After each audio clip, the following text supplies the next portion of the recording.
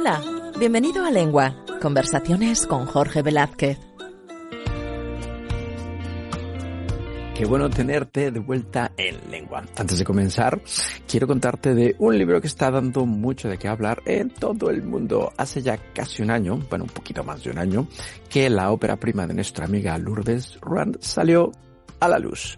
Un libro muy interesante, un libro muy personal que seguramente ya has escuchado por aquí en nuestro podcast. Dolor, maestro de vida, de la autora Lourdes Ruan.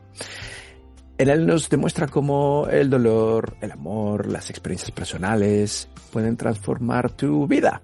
Es un generoso testimonio sobre cómo afrontar las adversidades con fortaleza y resiliencia, en cómo transformar los momentos difíciles en lecciones de vida. Un libro muy interesante que ha dado la vuelta al mundo y que ha sido presentado en diversas ferias alrededor del mundo.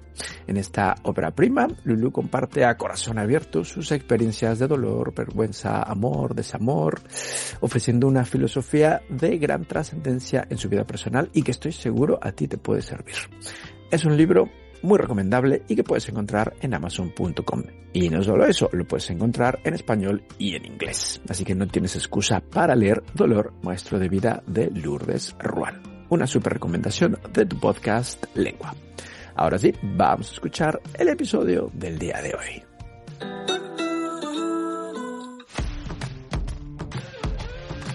Hola a todos, bienvenidos a Lengua. Hoy tenemos un invitado al cual siempre digo, he estado persiguiendo a la gente y estábamos súper ocupados los dos, no hemos podido coincidir. Pero en este caso, habíamos programado la entrevista hace, creo que 2 años. Y al final nunca hicimos la entrevista, pero hoy estamos aquí. Estoy con Ismael López Galváez, que creo que le gusta usar sus 2 apellidos. Él es escritor, investigador literario, graduado de Filología Hispánica, tiene un máster en español, es corrector profesional. Y es un chico muy interesante porque, además de todo esto que ha estudiado, que tiene diversas certificaciones en corrección, estilo y demás, escribe mucho y muy bien. Escribe relatos, poesía, ha publicado muchos cuentos en revistas literarias, tiene varios libros, los cuales están disponibles en Amazon. Es un chico muy interesante y me parece que no se aburre. Ismael, bienvenido, ¿qué tal? Hola, muy buenos días y muchísimas gracias por darme la oportunidad de estar aquí hoy contigo, que por fin se ha dado el encuentro y espero que sea real esa máxima que dice que lo bueno se hace esperar, ¿no? Exacto. Hoy estamos aquí. Bienvenido. Tú naciste en Jaén. Sí, yo nací en un pueblecito de Jaén llamado La Carolina y actualmente vivo en Algeciras. Ah, ok. Todo se queda por el sur. Sí, efectivamente, andaluz de pura cepa.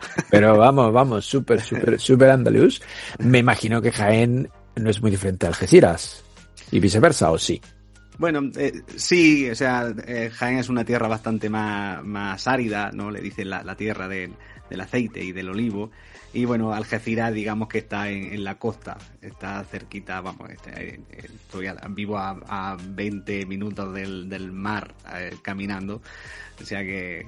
Pero bueno, en cuanto al trato con la gente, digamos que sí que es bastante parecido.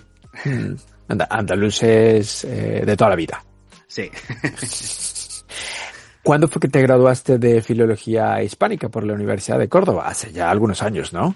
Sí, hace ya algunos años, creo que fue 2018, 2019, no sé exactamente, pero muy bien. Fui, digamos, a buscar herramientas que me sirvieran para escribir. Normalmente, ¿no? Las personas eligen una carrera con esa meta, con una meta profesional, con una salida profesional. Yo hice la carrera únicamente para tener herramientas para poder expresarme, ¿no? Para poder contar aquello que tenía en mi interior y que a veces había, digamos, lo había intentado desde otras formas creativas, ¿no? Desde el dibujo, desde la pintura, desde la música incluso. Y bueno, llegué a la conclusión de que era a través de la literatura la que más me servía, digamos. Entonces, desde pequeñito tenías claro que querías dedicarte a algo creativo, a algo artístico. O sea, no estaba tan seguro de ello, pero sí es cierto que desde pequeñito tenía una gran curiosidad acerca de todo y siempre he estado, digamos, buscándome, ¿no? Esa tiene una máxima Heráclito muy bonita, ¿no? Muy críptica también, que dice: me he buscado a mí mismo, ¿no? Pues yo era algo parecido. Estaba siempre probando cosas. He hecho prácticamente de todo, desde kung fu, dibujo, pintura. He jugado al rugby federado. He hecho prácticamente de todo hasta que llegan los libros y me empiezan a dar muchísimas más respuestas, ¿no? Esa curiosidad empieza a saciarse bastante más con los libros y ahí empieza un poco mi aventura. Pero sí, digamos la infancia tardía. Un poquito pero la pregunta es obligada entonces, ¿te has encontrado?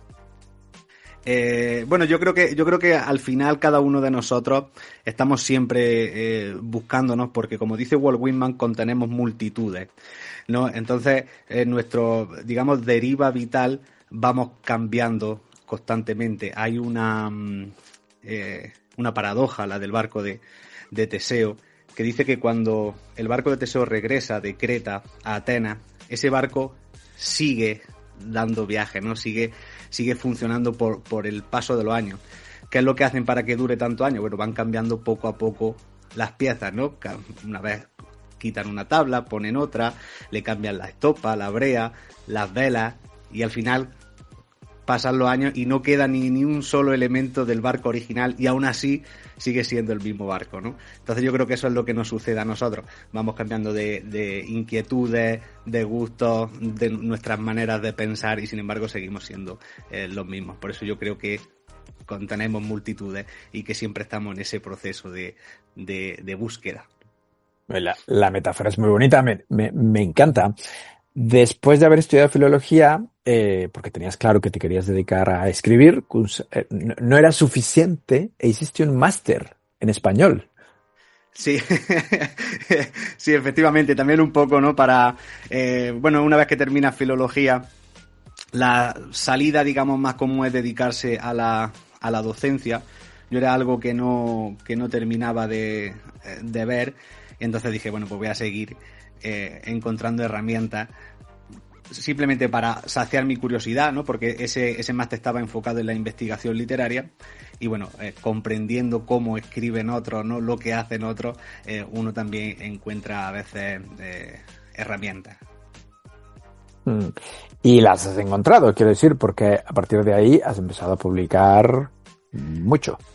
Sí, bueno, espero que sí. Sigo buscando nuevas, o sea, sigo encontrando nuevas maneras de expresarme y yo creo que sí, yo creo que me ha hecho bastante bien, sobre todo el hecho de que en la universidad te ofrecen una gran bibliografía, ¿no? El hecho de poder ir a textos que de otro modo hubiera sido más difícil encontrarlos. De manera autodidacta quizás hubiera sido más difícil encontrarlos. Y no solo eso, después tienes varias certificaciones como corrección, estilo, y también has estudiado historia de la ética. Sí. Y eso como por qué. Sí, bueno, la corrección es porque, bueno, tengo una pequeña obsesión con el mundo del libro, de la edición y simplemente, bueno, pues dije, quizá esto sí que sea una salida laboral más plausible que el hecho de poder vivir únicamente de la escritura, lo cual es bastante complejo. Y bueno, hice es un curso, ¿no? de corrección profesional, editorial, sobre todo, bueno, enfocado a la literatura y tal. Y luego en ese proceso de pérdida, porque yo siempre he estado un poco perdido, como me interesa la filosofía, me interesa la historia, muchísimas cosas, pues dije, bueno, mira, vamos a intentarlo con historia de la ética simplemente por placer, por el gusto de estudiar algo. Así es. Entonces disfrutas estudiando, quiero decir, sí. Para ti el conocimiento es importante. Sí. Para mí el saber por el saber simplemente, aunque a veces digan, no, pero es que no sirve de nada, no tiene un fin práctico, porque ahora lo medimos todo como en términos económicos, ¿no? Tiene que generar un cierto rendimiento, pero para mí el saber es crucial porque lo que es la ignorancia me aterroriza. No, yo creo que muchos de los te escandaliza. Sí, muchos de los miedos que tenemos surgen precisamente por no conocer las cosas. Sucede un poco como cuando vas al médico, ¿no? Porque tienes algún tipo de dolor. El no saber, ¿no? El no saber lo que tienes empieza a hacer que tu cabeza dé 1000 vueltas, se pone lo peor. Y en el momento en que le ponen un nombre, ¿no? Te dicen, bueno, pues simplemente tienes una contractura muscular, es como, ¡guau! qué alivio, ¿no? Pues eso sucede un poco, ¿no? A mí la ignorancia, el que me pregunten algo, no poder saber responder y tal, me genera una inquietud, me pone nervioso. Digo yo que es una tara que cada persona tiene. Sí. Te genera ansiedad y todo. Sí, cada persona tiene sus taras, esta es la mía, sí. Hombre, si alguien te pregunta sobre filosofía, historia de la ética, literatura, yo qué sé, el origen de las palabras, lo sabes, pero si alguien te pregunta por algo, yo qué sé, relacionado con la ciencia, las matemáticas, no lo puedes saber todo. No lo puedo saber todo. Aquí se aplica ese solo sé que no sé nada de Sócrates, luego tomo apuntes, ¿no? Tomo esto no lo sé y luego voy a casa y investigo un poquito. Simplemente para que no me vuelva a pasar. Sí, para quitarme también sí. Y entonces me imagino que sientes mucha satisfacción cuando puedes decir, ahora ya lo sé. Sí, correcto. Es algo, no, es un placer impresionante. A veces me cuesta porque sí es cierto que no soy buen comunicador porque soy muy tímido, ¿no? Y la mayoría de las veces cuando estamos, digamos, en reuniones soy de los que están escuchando, ¿no? Y estoy en mi cabeza dando vueltas. Mira, esto están diciendo y están equivocados, o esto están diciendo y tienen razón, tal. Pero no soy de los que se meten, digamos, en la conversación. Pero sí que cojo como apuntes mentales. Han estado hablando de esto y de esto no tengo ni idea. Cuando llegue a casa lo miro. Bueno, es una tara, como dices tú, sí. Una tara interesante. Sí, rara, ¿no? No sé, sí, pero sí. Bueno, entonces me imagino que tienes muy buena memoria. Sí, yo creo que sí. Sí, yo creo que la memoria es una de las cosas que, bueno, que viene de forma un poco natural, ¿no? Soy bastante caótico, por ejemplo, para recordar las cosas del día a día. Es decir, yo voy a comprar pan y leche y se me olvida el pan y la leche y me traigo otra cosa. pero sin embargo, sí que puedo recordar, ¿no?, lo que dijo tal autor en tal libro. Estoy muy ensimismado, ¿no? Un poco dentro de mí mismo. Bueno, eso... Los griegos dirían que el idiota, ¿no? El idiota es el que ahora lo tenemos como algo peyorativo, ¿no? Como un insulto. Claro, pero para los griegos el idiota era el que no estaba interesado en la cosa pública, en la res pública, ¿no? El que no estaba interesado en la política, porque era el que estaba metido en sí mismo, el que iba un poco a su bola, ¿no? Pues un poco lo que me sucede a mí. Yo creo que no eres idiota, para nada. En el sentido... actual de la palabra. Sí. Te veo súper interesado en la cultura griega.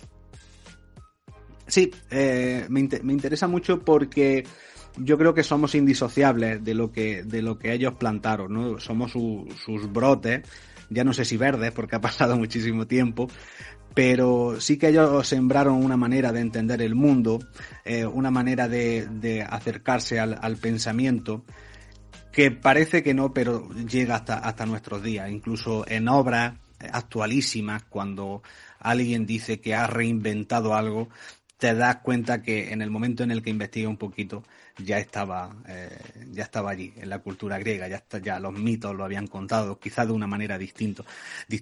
Es difícil, digamos, crear algo ex nihilo, de la nada, que no tenga esa impronta, ¿no?, del mundo griego y del mundo romano. Por eso me interesa muchísimo, porque, bueno, te ayuda también, ¿no?, a entender el hoy. Yo siempre digo que la forma digamos, más adecuada de actuar de contemporáneo, de ser, digamos, novedoso, es ser todo lo contrario, ¿no? Ser, o sea, digamos, anclarse a la tradición, ¿no?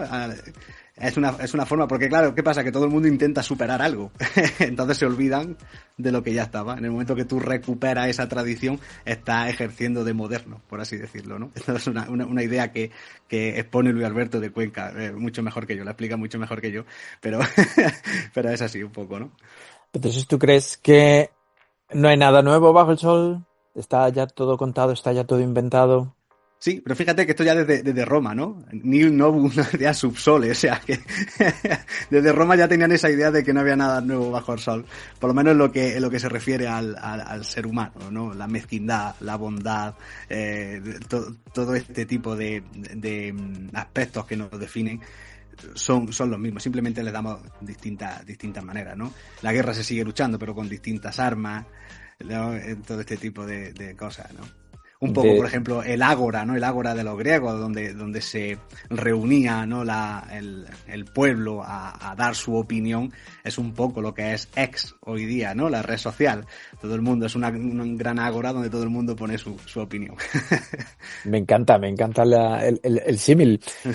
Bueno, ya que conoces mucho y has estudiado historia de la ética, te tengo una pregunta. ¿Tú crees que hace falta ser ético para escribir, para publicar libros, poemas, periódicos?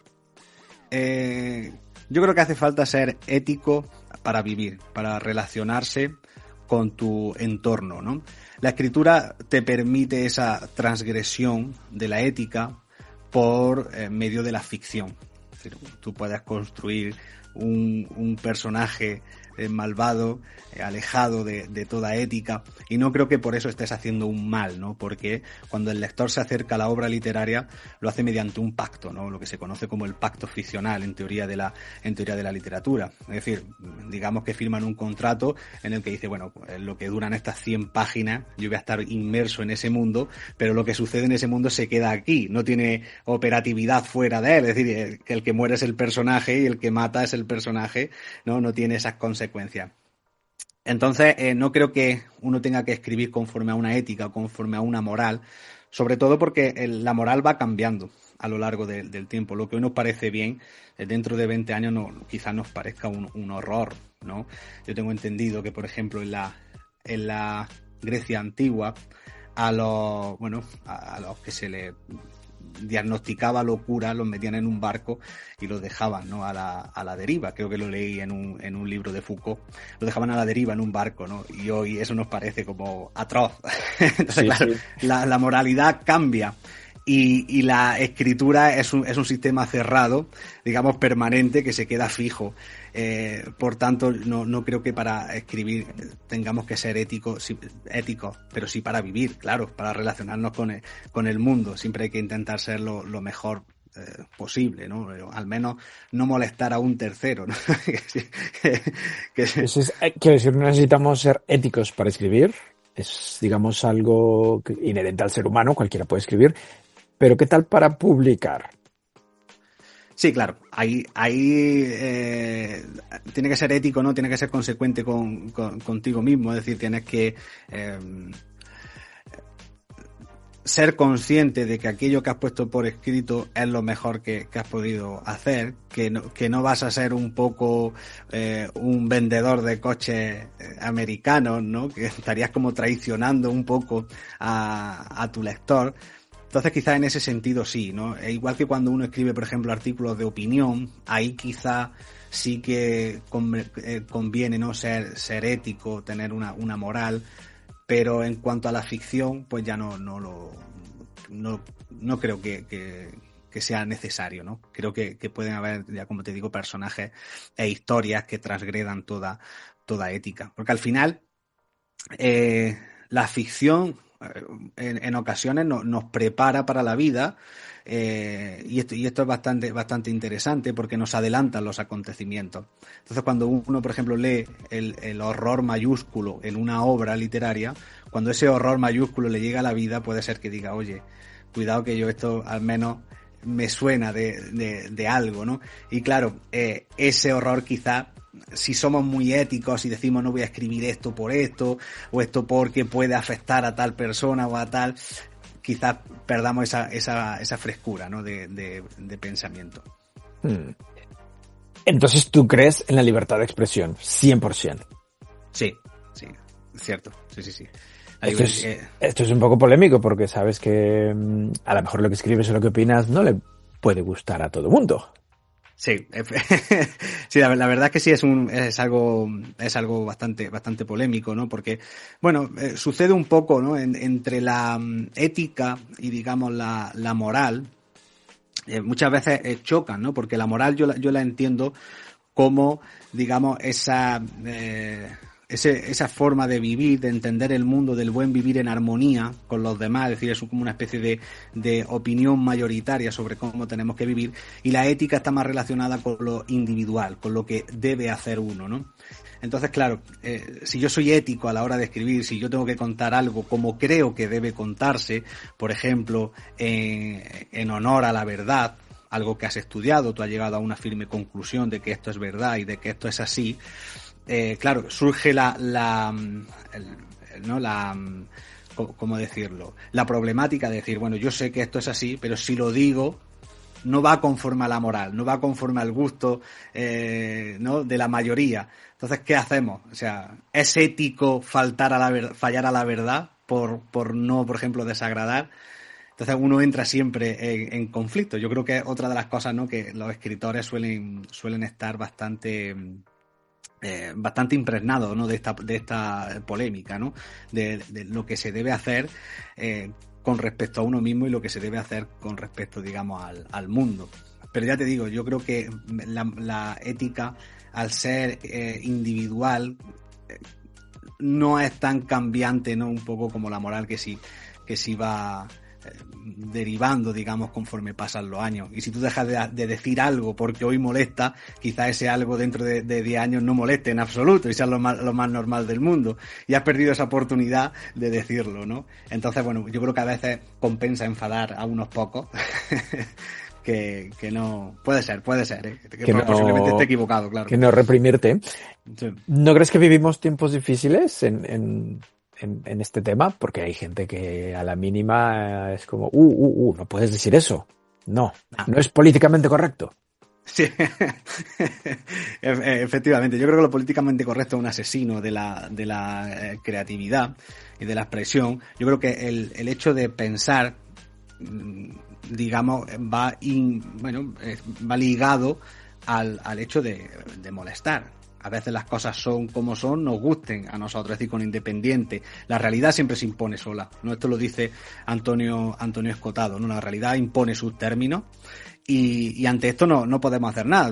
No importa nuestro parecer. Es decir, si yo, a mí me parece que esta pared de aquí enfrente, yo debería cruzarla corriendo como en como en Harry Potter, ¿no? Y llegar a otro mundo, bueno, pues la realidad me va a enseñar que me voy a estrellar. Hay dos formas, ¿no? De afrontar eso. Decir, puedes intentarlo porque todo se consigue, ¿no? Para ser moralmente correcto, para no romper los sueños de alguien, o decir, oye, mira, la realidad nos demuestra que si 10 veces intentas cruzar esa pared, las 10 veces te vas a chocar, ¿no? Te vas a romper la cara, sí. Por mucho que sueñes en atravesarla. Sí, sí, efectivamente. La realidad es la realidad. Hombre, también esto es debatible porque tu realidad es distinta a la mía, ¿no? Sí, claro. Bueno, hay cosas obviamente que son subjetivas, ¿no? Sobre todo en las ideas, son cosas y es bueno tener esas diferencias porque hace que el pensamiento crezca, sobre todo en una dialéctica, en un diálogo, no en un debate como ahora, ¿no? Ahora cada uno tiene, digamos, su idea. Yo creo que esa es la diferencia, ¿no? Entre el diálogo y el debate. El debate siempre es cerrado. Uno tiene su idea, el otro tiene la otra y la defienden sin aceptar nunca un argumento del otro, ¿no? Sin dejar que sus alegatos nos tambalen. Mientras que el diálogo, digamos que es una exposición de ideas contrarias que trabajan juntas para llegar a una realidad común. ¿no? De ahí, por ejemplo, el diálogo de la lengua de Valdés, o los diálogos platónicos, ¿no? Siempre se intenta llegar a algo más, es decir, no solamente el hecho de imponer tu idea frente a la otra sin necesidad de escucharla, porque ya la tiene aprendida de memoria. Sucede un poco con los políticos. Entonces, claro, en este aspecto, sí es cierto que hay que tener una mente abierta, todo lo que sea, digamos, subjetivo en cuanto a la idea, es decir, hay que dejar que los alegatos de los otros, digamos, permeen en nosotros, pero ahí, bueno, hay cosas de la realidad que, bueno, que no tienen, hay leyes, digamos, físicas que son como son, y ahí por mucho que se briegue, pues tampoco hay... Bueno, sería negar lo más grande, ¿no? No sé, sería acogerse al relativismo, yo digo, más absurdo. Por tanto, si todo vale, en realidad nada vale, ¿no? Sí. Esto es interesante porque vivimos actualmente en ese tipo de ideas. Todo vale. Cualquier cosa, sí. Sobre todo en política. Y tampoco es eso, ¿no? No, claro, es que si no mantenemos, digamos, unos ciertos criterios, si le damos a todo el mismo valor, estaríamos diciendo que, por ejemplo, el Quijote es exactamente lo mismo que el manual de mi lavadora, y es como, no, o sea, no, claro, no, porque tiene elementos constituyentes distintos que no lo hacen que sean iguales, es decir, se pueden, ¿no? Se hace un análisis comparativo, podemos verlo, ¿no? Esto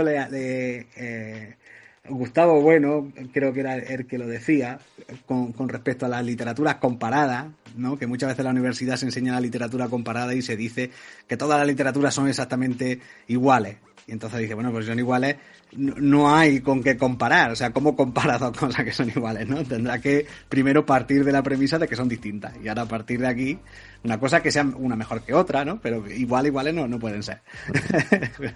Me parece que el Quijote es muy distinto al manual de tu lavadora. Sí. Para bien, quiero decir. Para bien. Ya que mencionamos y estamos hablando de lenguaje, te voy a adelantar una pregunta. El nombre de nuestro podcast es Lengua. Y esto lo generó una frase que leí de Emilio Lledó. ¿Conoces a Emilio Lledó? Ah, sí. Un humanista magnífico. Sí. Él tiene una frase que dice: la verdadera riqueza de los seres humanos es el lenguaje. ¿Tú qué opinas? Creo que sí. Creo que tiene gran parte de razón, porque el lenguaje es lo que nos aleja un poco del barbarismo elemental. Es decir, para Aristóteles, el ser humano, ¿no? El hombre, no solo era el animal político, sino también ese animal que habla, es decir, que está dotado de una capacidad comunicativa. Y esa capacidad comunicativa, digamos, la capacidad de poder llegar a un consenso con el otro mediante la palabra, digamos que reduce exponencialmente nuestra manera de usar la violencia, ¿no? De llegar a entendernos mediante las manos. Es decir, cuando la comunicación, por ejemplo, falla, es cuando se inicia la pelea, ¿no? Entonces yo creo que el lenguaje es precisamente lo que nos hace no solamente humanos, sino lo que nos da humanidad, en el sentido de que nos permite al menos vivir uno junto a otro, aunque a veces, bueno, todo falla, ¿no? Pero nos permite vivir uno junto a otro de una manera mucho más ordenada, mucho más lógica. Y creo que tiene bastante razón, sí. Cuando falla el lenguaje solo quedan los puños, ¿no? Lo podemos ver en las peleas, ¿no? Empieza uno a hablar más alto que otro, al final ninguno se escucha y al final se engarzan, ¿no? Acaban con los guantes de box puestos. Sí. Estás escuchando Lengua. Conversaciones con Jorge Velázquez. ¿Nunca pensaste, porque me ha venido a la cabeza, en dedicarte profesionalmente al rugby? No porque no se me daba mal, pero tampoco me veía yo que iba a ser un Jonas Lomu ni nada por el estilo, ¿no? Así que nada, estuve como 2 años por ahí, federado en el Jaén Rugby, y bueno, lo dejé, no sé. Llega un momento en el que me dijiste, esto no es para mí. Y ahora escribes, a ver si lo pronuncio bien, estás especializado, o digamos que lo tuyo es la poética palimpsestica. Sí. Dilo tú, pronúncialo tú, porque es sí, la poética palimpséstica, ¿no? Palimpséstica. Mira, un palimpsesto es un manuscrito, digamos, en el que, bueno, pues antes el papel de papiro era bastante caro, ¿no? Entonces se necesitaba reutilizar. Entonces lo que se hacía era un papiro que anteriormente había sido escrito, se lijaba, ¿no? Lo que había antes y se volvía a escribir encima. De manera que la escritura nueva dejaba entrever un poco lo que había antes. Bueno, pues así concibo yo la literatura, es decir, un diálogo entre aquello que leo y aquello que estoy escribiendo. De manera que cuando escribo un poema, casi siempre hay como dejes de obras que he leído, ¿no? Aparece por ahí alguna referencia a Moby Dick, aparece una intertextualidad a Cervantes o a la felicidad conyugal de Tolstoy, ¿no? De manera que todo texto se lee como doble. O sea, el texto, digamos, superior, el que está ahora mismo, el novedoso, ¿no? Y aquel que te ha como inspirado, del que ha manado un poco la idea. Y yo creo que es como uno de los rasgos que más me definen en ese aspecto. Interesante, pero entonces lees muchísimo.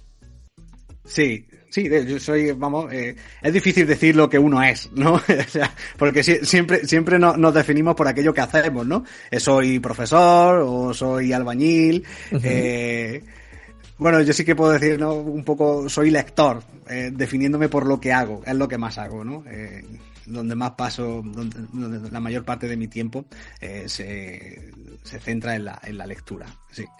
Y lo necesito sobre todo para crear. Es decir, para mí la escritura es una búsqueda, es una manera de darme como respuestas, de intentar ordenar lógicamente mi pensamiento, pero la lectura es hallazgo, ¿no? A veces uno quiere escribir sobre, por ejemplo, sobre la amistad, y está un poco perdido, y entonces llega a Cicerón o llega, ¿no? a toda esta gente y te dice, pues mira, la amistad es como decía Cicerón, ¿cómo era?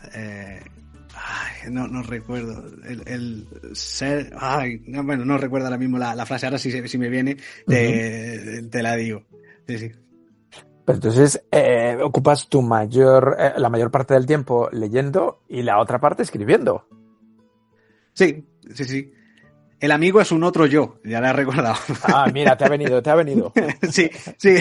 Y respondiéndote, sí, o sea, yo tengo una vida bastante tranquila, paso con mi pareja, con mi mascota, ella también es una lectora voraz, ¿no? Y bueno, mientras unos sueñan como decía Marcial, con los lujos de Roma, bueno, pues para nosotros algo ideal es simplemente pasar la tarde en el sofá, leyendo, viendo algún tipo de película, pero sí, principalmente. Por eso, bueno, no sé si en mi perfil de X la descripción, ¿no? Siempre hay que poner una pequeña descripción, es amo, leo y escribo en ese orden, ¿no? Es un poco.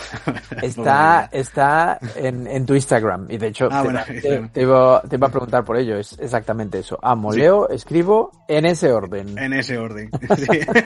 Primero amas, luego lees, luego escribes. Sí. Efectivamente, sí. Bueno, creo que de otra manera no conjugaría, ¿no? Si lo pongo en otro orden, no conjuga. A veces el orden y la jerarquía son importantes. Exacto. Pero vamos a mencionar tu Instagram para la gente que quiera seguirte. IsmaelLG90. Sí, correcto. Así estoy también en X y en Instagram. Uh-huh. No sé si yo tengo alguna que otra red social, porque cuando te abre Instagram como que se abre Thread o algo así, pero nunca no entro, no sé. Uh-huh. O sea que no tengo ni idea. Ok, bueno. Ya que amas, lees y escribes, te voy a adelantar una de las preguntas que casi siempre hago al final. ¿Qué nos recomendarías?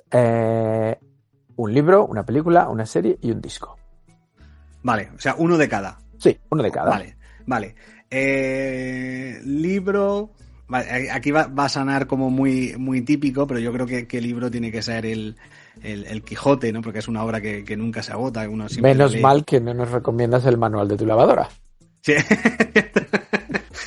Polín. Claro, Porque es que el manual de mi lavadora se agota en el momento en el que tú sabes cómo su funcionalidad, ¿no? El Quijote no. El Quijote uno lo lee y siente que de alguna manera va cambiando, va mutando conforme, se adecua un poco a tu espacio vital. Es decir, no se lee igual el Quijote con 15 años que con 25, que con 35, que con, no sé, cuando lea con 60 o 70, si Dios quiere, ¿no? Pero sí es cierto que tiene una gran adaptabilidad a los tiempos. Uno lee el Quijote y siempre lo siente como novedoso, ¿no? Y luego es una novela bastante divertida. Mucha gente le tiene miedo, pero en realidad se lee bastante bien, ¿no? Tiene esa parte lúdica del idealismo, esa parte, volvemos, ¿no?, a la realidad que impone sus términos. Don Quijote siempre vuelve apaleado, es decir, al final es un caballero venido un poco a menos, ¿no? Porque, bueno, ya tiene una edad y sus sueños de caballería pues no se corresponden, ¿no?, con la realidad. Y bueno, siempre dan golpizas. Entonces yo creo que conectan muy bien, ¿no? Sobre todo esa ternura, el hecho de ese diálogo entre Sancho y Don Quijote, poniendo esas dos. Volvemos a la idea del diálogo, ¿no? La importancia un poco de poner las cosas en perspectiva, aunque bueno, Don Quijote casi nunca le hace, por desgracia, nunca le hace caso a Sancho y acaba como acaba. Pero es una obra monumental, magnífica, aparte de divertidísima. O sea, yo no creo que me haya reído tanto con otra obra. Pero entonces sí. me imagino que la has leído varias veces. Sí, la he leído varias veces. Bueno, en la carrera, la leí antes de la carrera, la volví a leer en la carrera, luego después. Y hace poco la empecé y voy ahora mismo por el episodio de los batanes, ¿no? Cuando Sancho y Don Quijote están en esa oscuridad y a Sancho le da bastante miedo, tanto que se hace sus necesidades ahí mismo al lado de Don Quijote. Don Quijote, que no puede ver nada, solo huele, ¿no? Y dice, a mí me está dando aquí. bastante divertido. Voy ahora mismo por ahí, o sea que la estoy releyendo de nuevo. Se ve que la disfrutas. Escucha, pero Sí. ¿qué edición lees? ¿La original o la que está adaptada al castellano moderno? No, leo la original. Lo he leído en varias ediciones. Tengo la edición conmemorativa de la RAE, lo leí por ahí como la primera vez, y ahora estoy con una edición de Reino de Cordelia.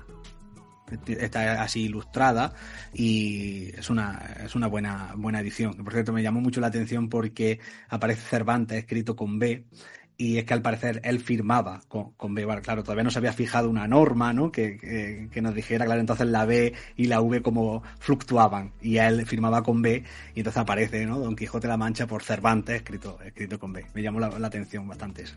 Anda. ¿Tú estás entonces de acuerdo que es el libro más importante de la literatura en castellano? Sí, sin duda. Vamos. De la literatura en castellano, de la literatura universal. Me atrevería Sí, de toda la literatura. Sí, es que no creo que no hay un libro que tenga mayor carga humana que Don Quijote, ¿no? Que te incite a la compasión, que te provoque la risa, que te provoque la lástima. Es decir, uno cuando llega al final y Don Quijote muere, no siente la pérdida por el propio Don Quijote, está muy bien construido, sino por el dolor que siente Sancho tras la pérdida de Don Quijote.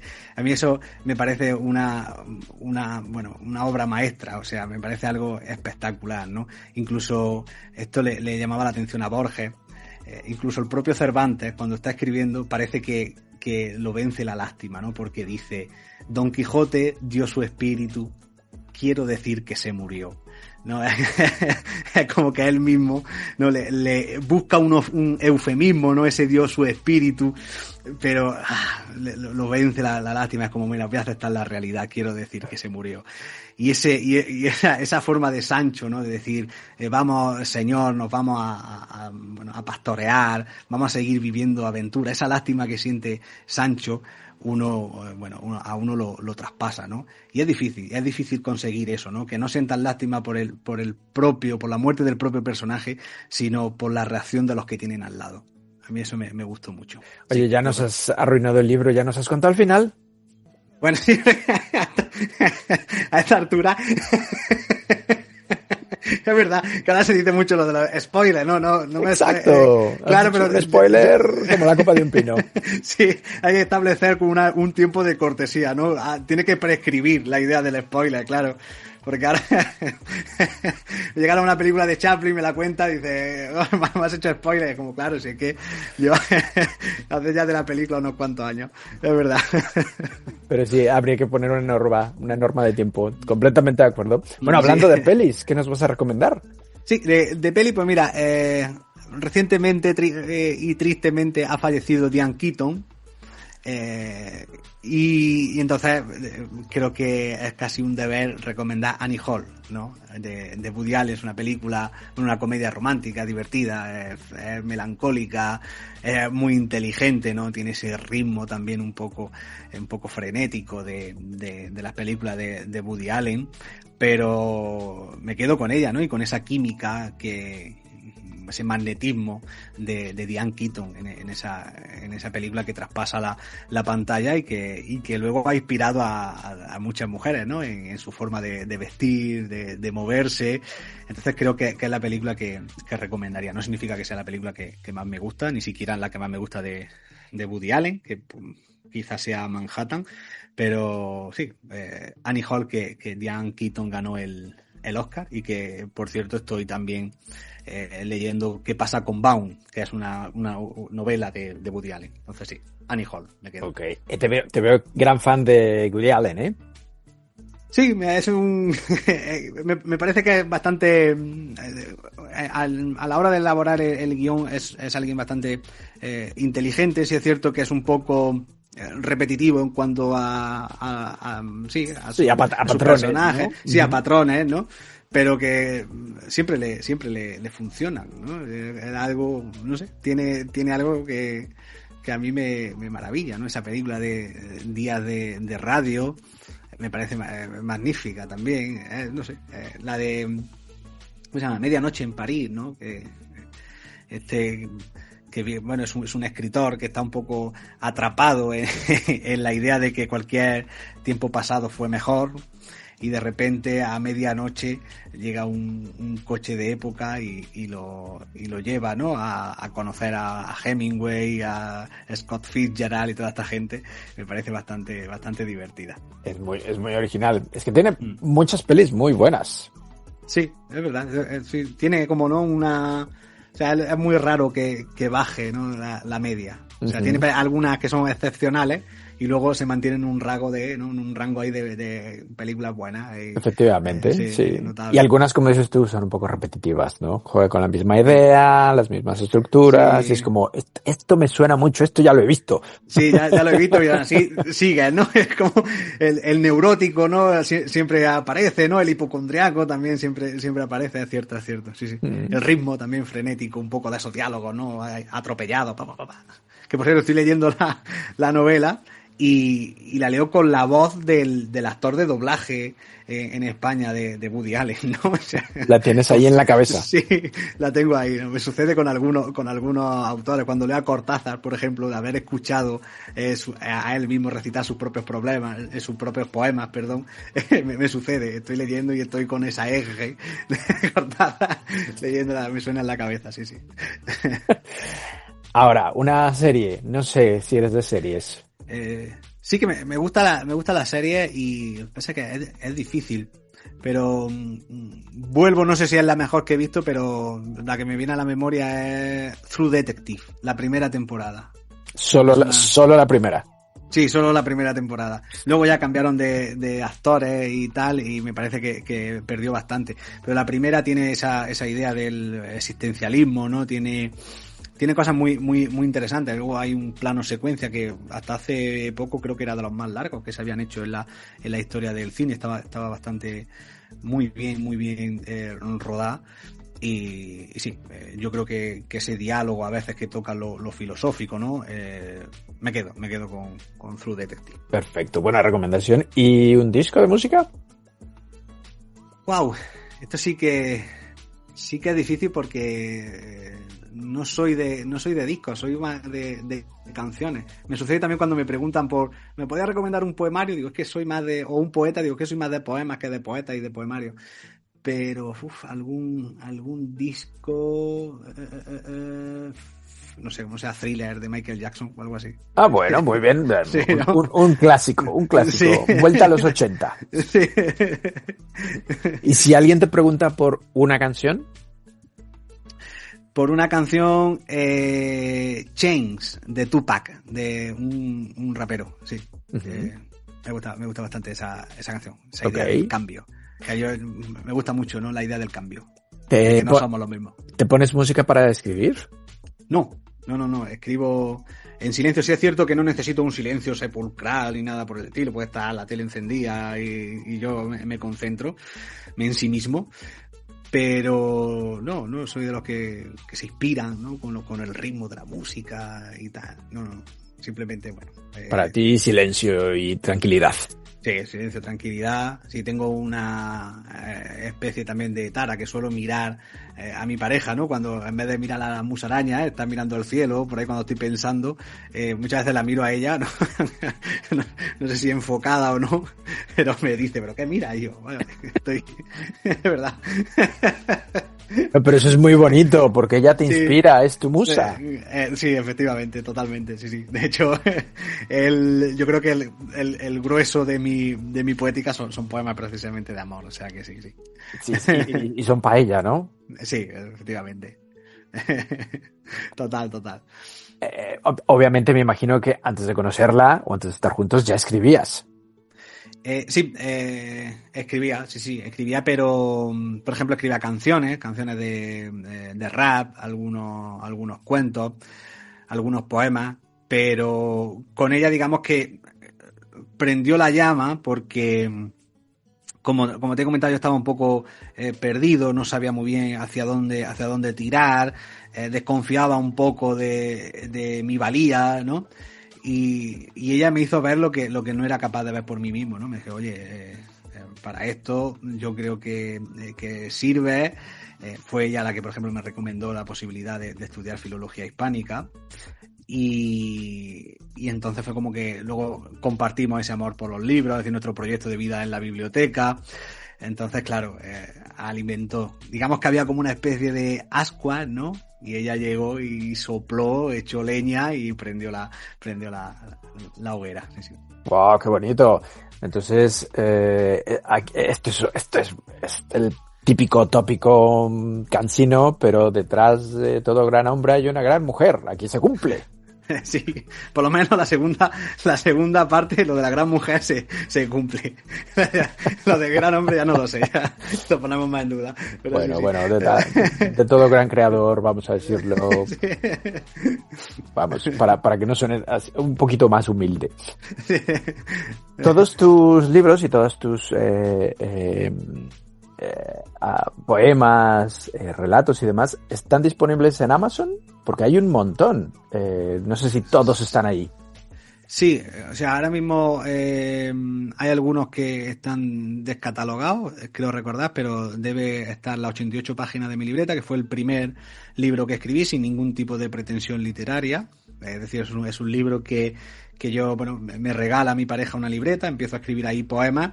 Uh-huh. Y decidimos, bueno, vamos a enseñarlo al mundo. Lo subí en una página de libre acceso, digamos, funcionó bastante bien y luego le di formato libro. Érase una vez poesía, es una reescritura de cuentos clásicos, una reescritura poética.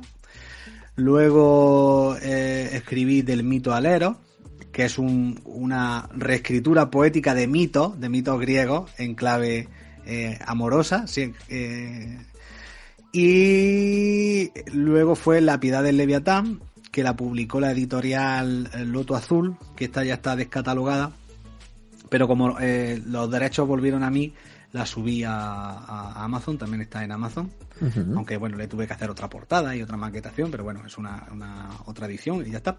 Y ahora recientemente he publicado Nada yo sino en ti, que es el título inspirado en un verso de Juan Ramón Jiménez, y es una antología que recoge, pues bueno, estos 15 años, más de 15 años de escritura de poemas de amor. Digamos, me ha costado seleccionar los que yo creo que son los mejores, porque quizás me haya dejado fuera algunos que tenían más valía, pero bueno, es decir, hay poemas de los poemarios que he dicho anteriormente, de algunos que simplemente había publicado en revistas, otros que había subido a redes sociales.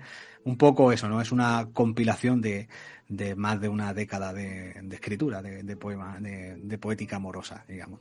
Wow, pero entonces estarás súper orgulloso de este libro, ¿no? Sí, la verdad que sí, porque ha sido una experiencia el hecho de tener que juzgar mi propia obra, ¿no? Con el paso del tiempo, es decir, volver a ella y decir este sí, este no, hacer ese encaje de bolillos, y me ha resultado bastante gratificante, la verdad. De hecho, me ha dado por decir, bueno, y si no hago esto o sea, si he podido hacer esto con mi propia obra, quizá también puedo hacerla con la de los demás, ¿no? Coger algún autor ¿no? E intentar hacer alguna antología, quizás temática, no sé, de Machado o de tal, y hacer algo así. No sé, todo se andará. Lo tuyo es la poesía, porque también tienes cuentos, relatos y demás, pero a ti te gusta la poesía. Sí, me gusta la poesía porque soy un escritor de corto recorrido. Como hemos dicho antes, contengo multitudes, y posiblemente el escritor de hoy sea distinto al de mañana. Entonces, claro, cuando algo se amplía en el tiempo, empiezo a perder el foco.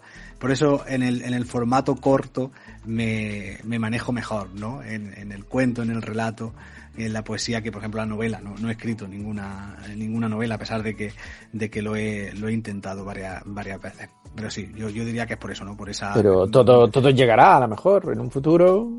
Sí, yo creo que sí. Es algo que tengo ganas, ya por lo menos como reto, ¿no? O sea, tengo que ser capaz. Y los poemas me salen tan bien como no me va a salir una novela. No sé si bien, pero algo sale, pero que con la novela no sale nada. Entonces es como, venga. Nada, yo te voy a recomendar una cosa. Ponte de frente tu escritorio a donde esté tu chica leyendo, para que la mires sí, y surja. Totalmente, y ya por ahí hacia adelante. Pero es cierto, claro. He intentado escribir varias novelas y me he quedado en el bueno, a media, digamos. En el intento. Bueno, en el intento, sí. Todo se andará. Ismael, ¿te gustan los juegos? Bueno, los juegos de mesa o... Los juegos. Aquí en Lengua tenemos un juego de palabras. ¿Quieres jugar? Tú eres muy bueno con las palabras. Bueno, vamos a intentarlo. Es muy sencillo. Yo te digo una palabra y tú me respondes solo una palabra, la primera que se te ocurra. Ah, vale. Por ejemplo, algún tipo de asociación, ¿no? Sí, por lo que sea. Si yo te digo, por ejemplo, Cervantes. Genio. Pues así de sencillo es. Venga, vale. Primer palabra, fotografía. Instante. Poesía. Creación. Amor. Todo. Odio. Nada. Fuego. Pasión. Suerte. Trabajo. Magia. Ilusión. Libertad.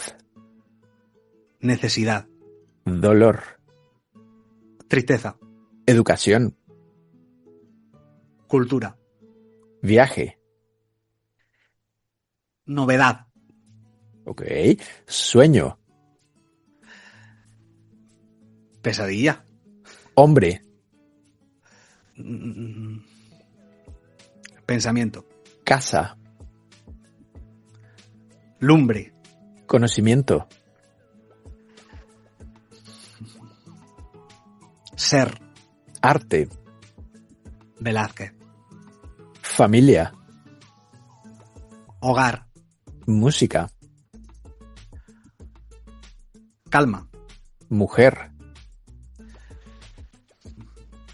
Fuerza. Letras. Poesía. Raíces. Identidad. Dinero. Dinero. dinero. Buena, ¿eh? Esta es difícil. Claro, sobre todo para no repetirme, ¿no? Pero es muy difícil, es muy difícil. Obligación. Ok, muy buena. Amistad. Hermanamiento. Cultura. Libro. Cuentos. Niñez. Lugar. Algeciras. Muy bien. Hay que ir a Algeciras, hay que visitar Algeciras. Muerte. Inevitabilidad. Sexo. Amor. Café.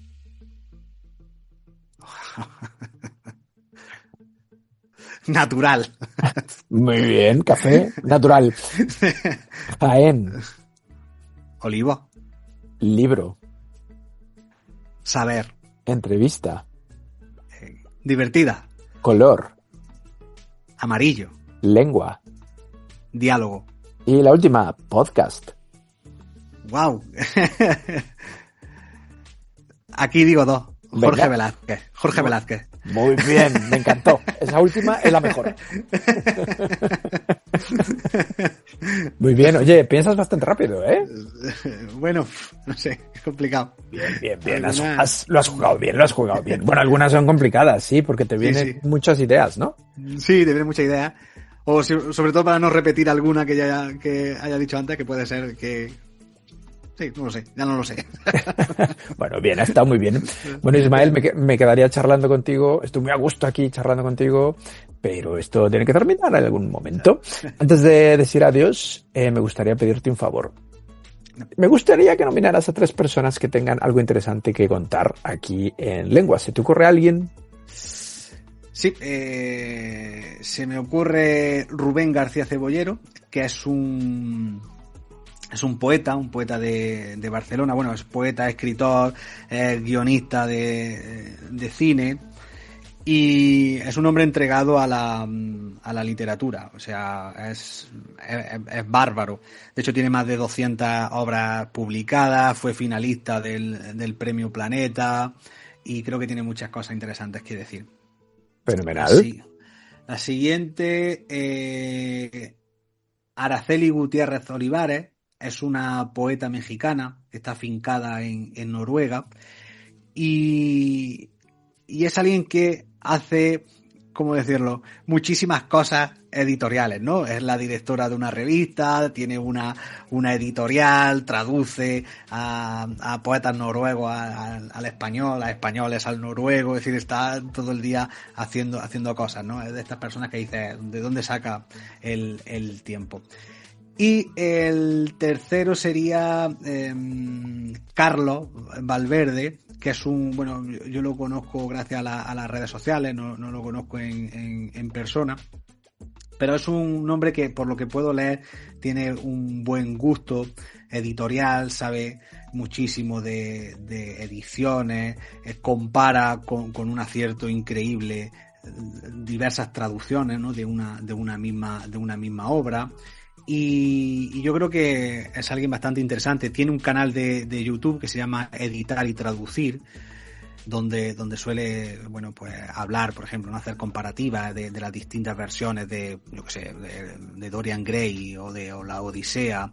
Y la verdad es que es un gusto escucharlo hablar y leerlo. Wow, súper recomendaciones, oye, muy bien. Sí, oh, gracias. Gente súper interesante. Bueno, si tienes el contacto de estos chicos y esta chica, sí, de los pasarás a ver si aceptan ser entrevistados. Bueno, charlar, porque esto más que una entrevista es una charla. Sí, una charla. Yo he estado muy a gusto, a pesar de que, como te he dicho al principio, soy bastante tímido. No se te nota esa timidez, ¿eh? Mira, en Zenda publiqué, yo tengo una columna semanal en Zenda, o sea, semanal no mensual en Zenda, y la última, o no, la penúltima, creo que se titula Balada de los inoperantes, ¿no? ahí está un poco un poco plasmada, ¿no? Mi forma de ser, ¿no? Esa inoperancia para la vida, digamos, común, ¿no? Gente se suele comunicar bien, a mí me cuesta un poco más, soy muy tímido y bueno, pero sin embargo contigo me he sentido muy a gusto, como si te conociera de toda la vida, entonces encantadísimo. Eso está muy bien, eso es bueno, eso ha fluido, lo cual es bastante positivo. Ismael, ¿algo que quieras decir antes de terminar? Gracias, unas gracias como un castillo por la oportunidad y nada, y un abrazo enorme. Otro abrazo para ti, ya nos veremos en Algeciras o en Madrid. Fenómeno, donde sea. Eso, a Madrid suelo ir mucho, a la Feria del Libro sobre todo. Mira, pues entonces por aquí nos vemos y nos tomamos un café, solo has dicho. Sí, natural.